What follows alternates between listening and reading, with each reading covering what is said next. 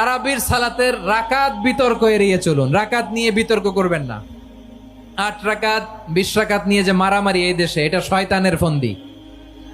চিল্লায় বলেন, এটা কার ফন্দি?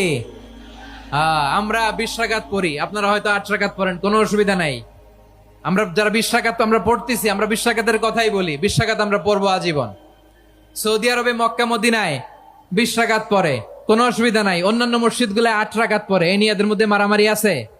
হ্যাঁ, আর এই জন্য রাকাত বিতর্ক এড়িয়ে চলবেন। প্রিয় ভাইয়েরা, আপনার আমল আল্লাহর কাছে কবুল হবে সংখ্যার বিচারে না উত্তমতার বিচারে? বলেন তো, সংখ্যার বিচারে না উত্তমতার বিচারে? উত্তমতার বিচারে। কত চমৎকার ভাবে আপনি আল্লাহর সামনে দাঁড়াতে পারছেন, এটা বিবেচ্য। রুকু সেজদাগুলো সুন্দরভাবে করবেন। রুকু থেকে সোজা হয়ে দাঁড়ানো ওয়াজিব, 2 সেজদার মাঝখানে সোজা হয়ে বসা ওয়াজিব।